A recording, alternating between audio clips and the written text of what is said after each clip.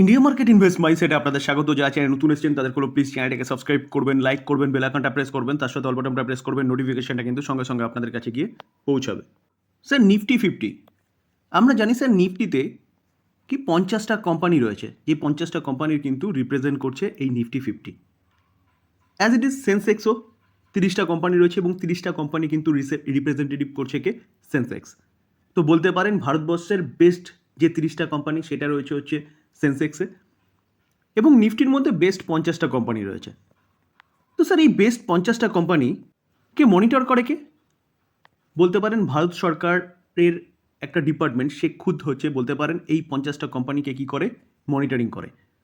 এবার স্বাভাবিকভাবেই যে প্রতি কটা যেমন আমরা মিউচুয়াল ফান্ড দেখি যেখানে ফান্ড ম্যানেজার রয়েছে, সেখানেও কিন্তু অ্যাজ ইট ইজ তো এই নিফটি 50 সারা ওয়ার্ল্ডের কাছে কিন্তু ভারতের ইকোনমিকে প্রেজেন্ট করছে। তো স্যার এবার নিফটি 50-র মধ্যে যদি কোনো কোম্পানি আন্ডার পারফরমেন্স করে বা কোনো কোম্পানি যদি ফল্ট দেখা দেয়, তখন কি করা হয়? তখন কিন্তু তার এই নিফটি 50 থেকে সেটাকে বের করে দেওয়া হয়। তো স্যার সেরকমই কিন্তু বছরে দুবার রিব্যালেন্সিং হয়, একটা হচ্ছে ফেব্রুয়ারিতে আর একটা হচ্ছে আগস্টে। তো রিব্যালেন্সিং হওয়ার পরে কার্যকরী কবে হয়? মার্চে, সেপ্টেম্বরে। তো স্যার এই আগস্টে কিন্তু আমি রিপোর্টের মাধ্যমে পাওয়া খবর অনুযায়ী আপনাদের জানিয়েছিলাম, তো এখন ফাইনাল খবর চলে এসছে, রিব্যালেন্সিং হতে চলেছে, যেখানে দুটো কোম্পানি কিন্তু নিফটি 50 থেকে বেরিয়ে যাচ্ছে এবং দুটো কোম্পানি নিফটি 50-র মধ্যে প্রবেশ করছে। তো স্যার যে দুটো কোম্পানি নিফটি 50-র মধ্যে প্রবেশ করছে তাদের মধ্যে কিন্তু ব্যাপক একটা ইনফ্লো দেখা যায়। কারণ স্যার কারণ হচ্ছে প্রচুর ইন্ডেক্স ফান্ড রয়েছে, ইটিএফ রয়েছে, তারা কিন্তু নিফটি 50-র মধ্যে যতগুলো কোম্পানি আছে সেই সব কোম্পানিগুলোতেই ইনভেস্টমেন্ট করে। তো সেই জায়গায় দাঁড়িয়ে স্যার ওই জায়গা থেকে একটা ইনফ্লো আসে। তার পাশাপাশি নিফটি 50-র মধ্যে ঢোকা মানে বলতে হবে বেস্ট 50টা কোম্পানি। তো স্যার এই বেস্ট 50টা কোম্পানিকে কিন্তু ওয়ার্ল্ডও মনিটর করে। তো সেই জায়গায় দাঁড়িয়ে স্যার ওয়ার্ল্ড থেকেও কিন্তু ব্যাপক একটা ইনফ্লো এই নিফটি 50-র কোম্পানিগুলোর মধ্যে ঢোকে। তো যে দুটো কোম্পানি ঢুকছে সেই দুটো কোম্পানির মধ্যে কিন্তু একটা ভালো ইনফ্লো সম্ভাবনা দেখা যাচ্ছে, সম্ভাবনা ইনফ্লো হবেই, এবং যে দুটো কোম্পানি বেরিয়ে যাচ্ছে সেই দুটো কোম্পানির মধ্যে কিন্তু একটা আউটফ্লো হবে। তো স্বাভাবিকভাবে যে কোম্পানিগুলো ঢুকছে সেগুলো এখান থেকে কিন্তু ভালো মুভমেন্ট দেখাতে পারে, যেটা 23 তারিখে ইভিনিংয়ে এসেছিলো। তো স্যার মন্ডেতে মার্কেট ওপেন হবে, তো মার্কেটে কিন্তু এই কোম্পানি দুটো ধামাকা মাচাতে পারে। তো চলুন স্যার আমরা দেখে নিই যে কোন দুটো কোম্পানি বেরোচ্ছে এবং কোন দুটো কোম্পানি ঢুকছে। যদি আপনারা আমার ভিডিও কন্টিনিউ দেখেন তাহলে কিছুটা আন্দাজ করতে পেরেছেন যে কোন দুটো কোম্পানি ঢুকবে এবং কোন দুটো কোম্পানি বেরোবে, কারণ আমি কিন্তু রিপোর্টের মাধ্যমে পাওয়া খবর অনুযায়ী সেটা আলোচনা করেছিলাম মোটামুটি 10 থেকে 15 দিন আগে। তো স্যার চলুন দেখে নিই। দেখুন স্যার, যে নিউজ অফিসিয়ালি সেই নিউজ অনুযায়ী জানা যাচ্ছে যে ট্রেন্ড অর্থাৎ টাটা গ্রুপের একটা কোম্পানি, সেই কোম্পানিটা কিন্তু নিফটি 50-র মধ্যে এন্টার করতে চলেছে, এবং কে বেল অর্থাৎ ভারত ইলেকট্রনিক। তো স্যার এই দুটো কোম্পানি কিন্তু আপনি রাডারে রাখতে পারেন। আমি দুটো কোম্পানি নিয়ে ডিটেলস আলোচনা করব। তো দুটো কোম্পানির ডিটেলস কী আছে সেটা দেখার জন্য কিন্তু ভিডিওটা লাস্ট পর্যন্ত দেখতে হবে, কারণ দুটো কোম্পানি ফান্ডামেন্টাল স্ট্রং কোম্পানি এবং কোম্পানিগুলো ভালো পারফরমেন্স করছে বলেই কিন্তু নিফটি 50-র মধ্যে প্রবেশ করতে চলেছে। এবার বেরোচ্ছে কে? স্বাভাবিকভাবে দুটো কোম্পানি ঢুকলে তো দুটো কোম্পানি বেরোবে। বেরোচ্ছে এলটিআই মাইন্ডট্রি আর ডিভিস ল্যাবরেটরি। তো স্যার এই দুটো কোম্পানির মধ্যে কিন্তু আউটফ্লো হবে। তো বলতে পারেন মন্ডেতে এই দুটো কোম্পানি কিন্তু ডাউন সাইড মুভমেন্ট দেখাতে পারে। তাই বলে এই দুটো কোম্পানি কি খারাপ? যদি বলেন যে কোম্পানির কেমন, তো বলবো কোম্পানি ভালো, লং টার্ম ইনভেস্টমেন্টের জন্য ঠিকঠাক কোম্পানি। স্যার এটা কার্যকরী কবে থেকে হবে? দেখুন স্যার কার্যকরী হবে কত? 30শে সেপ্টেম্বর থেকে, অর্থাৎ নেক্সট মাসের 30 তারিখ থেকে কিন্তু এই দুটো কোম্পানি অর্থাৎ ডিভিস ল্যাব এবং এলটিআই মাইন্ডট্রি কী হবে? নিফটি 50 থেকে বেরিয়ে যাবে, এবং নিফটি 50-র মধ্যে কিন্তু বেল ট্রেন এন্টার করছে। স্যার ভারত ইলেকট্রনিক লিমিটেড, তো স্যার কোম্পানিটার কাজ কি? দেখুন কোম্পানিটা কিন্তু ডিফেন্স সেগমেন্টের কোম্পানি, যেখানে কোম্পানিটা যথেষ্ট ভালো পারফরমেন্স করছে। কেন? কারণ গভর্নমেন্ট আত্মনির্ভরের কথা বলছে এবং মেক ইন ইন্ডিয়ার কথা বলছে। দেখুন স্যার এক বছরে দেখলে দেখা যাবে কোম্পানিটা কিন্তু 129% রিটার্ন বানিয়ে দিয়েছে, মানে এক বছরে ডবলের বেশি বানিয়ে দিয়েছে। আমরা যদি 5 বছরে দেখলে দেখা যাবে 819% রিটার্ন বানিয়ে দিয়েছে 5 বছরে। যেখানে 5 বছর আগে কোম্পানিটার প্রাইস কত ছিল? অনলি ফর 33, সেই প্রাইস এখন কত দাঁড়িয়েছে? দেখুন 306। আর যদি স্যার আমরা লং টার্ম দেখি তাহলে দেখলে দেখা যাবে দেখুন লং টার্মে 1,39,000% রিটার্ন বানিয়ে দিয়েছে। যেখানে কোম্পানিটা চলছিল ভালো, লাস্ট 4 বছর বলতে পারেন, 3 থেকে 4 বছর কোম্পানিটা ব্যাপক একটা আপসাইড মুভমেন্ট দেখিয়েছে। দেখানোর পিছনে কারণ কিন্তু আত্মনির্ভর। তো স্যার এই কোম্পানিটা কিন্তু আপনি রাডারে রাখতে পারেন লং টার্ম ইনভেস্টমেন্টের জন্য বেস্ট কোম্পানি।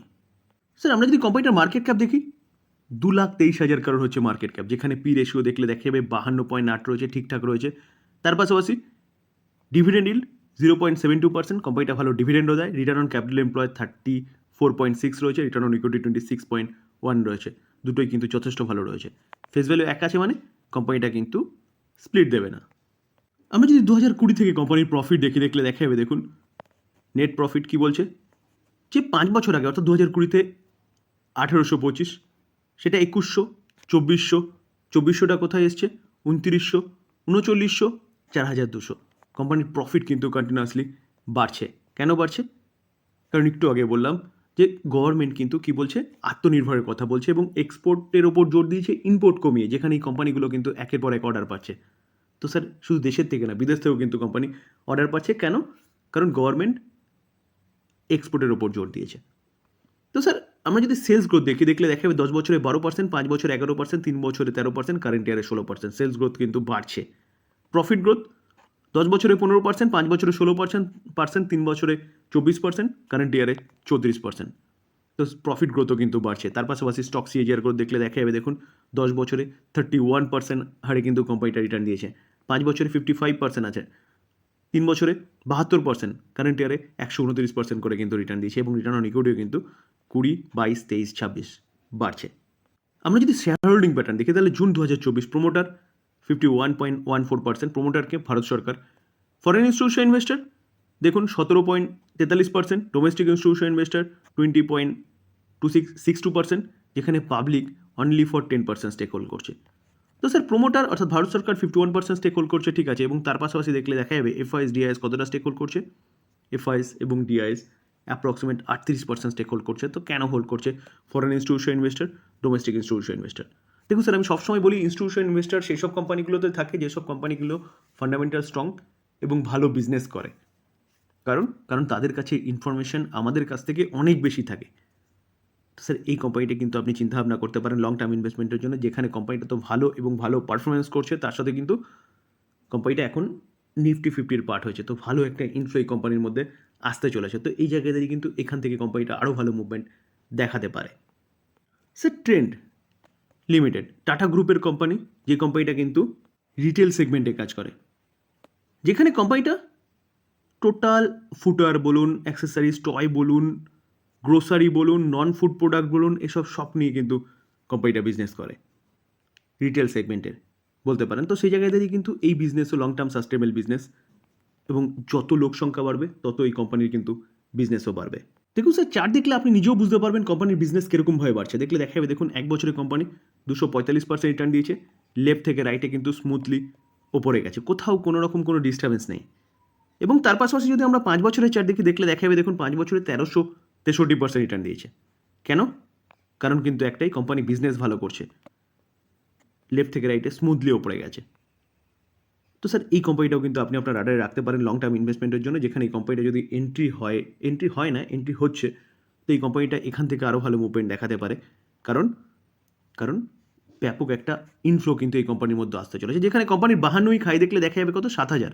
তো কোম্পানিটা কিন্তু জাস্ট 52 খাই বা অল টাইম হাইয়ের কাছাকাছি রয়েছে। এই কোম্পানিটার মার্কেট ক্যাপ দেখলেও দেখা যাবে 2,47,000 কারোর হচ্ছে কোম্পানিটার মার্কেট ক্যাপ, যেখানে কোম্পানিটা যদি আমরা পি দেখি, পি কিন্তু অনেকটা হাই রয়েছে 197, কারণ কন্টিনিউয়াসলি ওপরে যাচ্ছে, তার জন্য কিন্তু এই কোম্পানির পিটা একটু হাই রয়েছে বা থাকে। রিটার্ন অন ক্যাপিটাল এমপ্লয় 23.8 রয়েছে, রিটার্ন অন ইকুইটি 27.2 রয়েছে, দুটো কিন্তু একদম পারফেক্ট রয়েছে। ফেস ভ্যালু এক আছে মানে কোম্পানি কিন্তু পরবর্তীকালে স্প্লিট দেবে না। আমরা যদি কোম্পানিটার প্রফিট দেখি মার্চ 2020 দেখলে দেখা যাবে দেখুন 106, 2021 মাইনাসে গেছিলো কারণ কোভিড ছিল, লকডাউন ছিল। তারপর দেখুন কোম্পানি আবার কামব্যাক করেছে 35টা কোথায় এসছে 394, 1477, 1702। তো প্রফিট কিন্তু কন্টিনিউয়াসলি বাড়ছে, যেখানে আমরা সেলস গ্রোথ দেখলেও বুঝতে পারবো, যেখানে কোম্পানি 10 বছরে 18%, 5 বছরে 36%, 3 বছরে 68%, কারেন্ট ইয়ারে এখনও পর্যন্ত কিন্তু 53% করে সেলস করেছে, যেখানে কোম্পানির সেলস গ্রোথ কিন্তু স্পষ্ট দেখা যাচ্ছে বাড়ছে। প্রফিট গ্রোথ দেখলে 10 বছরে 59%, 5 বছরে 97%, 3 বছরে 101%, কারেন্ট ইয়ারে 180%। প্রফিট গ্রোথও কিন্তু কন্টিনিউয়াসলি বাড়ছে।